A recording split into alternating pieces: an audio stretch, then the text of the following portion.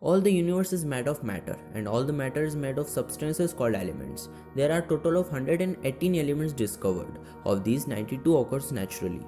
From ice to cell phone, all are made of some kind of elements. Means elements are everywhere. But the only difference is of their state. Some of them are solid, some are liquid, and some are in the form of gas. All they are good, but there is a group of elements that has always been a headache for scientists.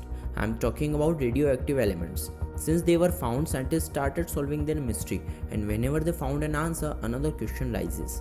The most important question about radioactive elements was why they emit radiation. In other words, why they brighten in dark, and what type of energy they have inside them. Will this energy ever end? And many more questions were rising at the early time of their invention. And after many studies, scientists find out most of the answers. For knowing the answer, stick with the video till the end.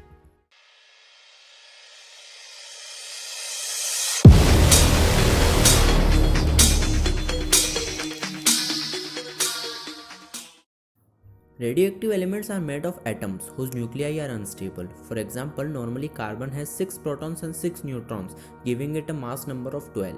The isotope carbon-14 has 2 extra neutrons, making the isotope carbon-14. These isotopes and all the isotopes in the universe are unstable, and to obtain the stability, they have to release their extra neutron. And that release is in the form of radiation, and that's the reason why radioactive elements like radium shines, as they release the radiation continuously. The process of breakdown of unstable atomic nucleus into more smaller and stable fragments is called radioactive decay. Radioactive decay is of 3 types. First is alpha decay. Alpha decay releases the largest particle during radioactive decay, which consists of 2 neutrons and 2 protons. This decay is harmful as it can damage our cells if they get into our body. Second is beta decay.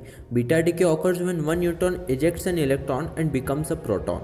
Beta decay particles are a bit lighter than alpha particles, but despite their small size, they are even more harmful than alpha particles. Third is gamma decay. In gamma decay, no particles are released, but the isotopes formed by alpha and beta decay still have too much energy, so this energy released as gamma decay.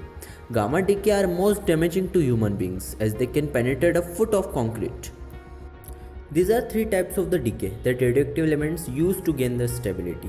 Glowing of any radioactive element is depend upon how much unstable the element is. Means if the element is more unstable, then it will glow at higher rate, example radium. Just like that, if the element is less unstable, then its shininess will be very low, like tritium.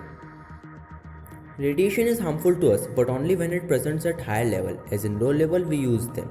For example, X-rays. X-rays made an important role in medical sector and for security purposes. Other than this, radioactive decay of cesium-137 and cobalt-60 are used for food irradiation process.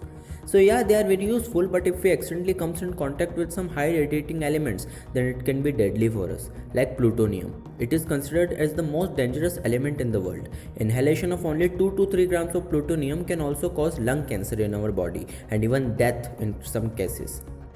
Well, it is also one of the rare elements, so very less chance to have contact with the element. Well, that's it. How was the video? Comment me, and if you like it, then don't forget to hit subscribe and like button. Catch you later.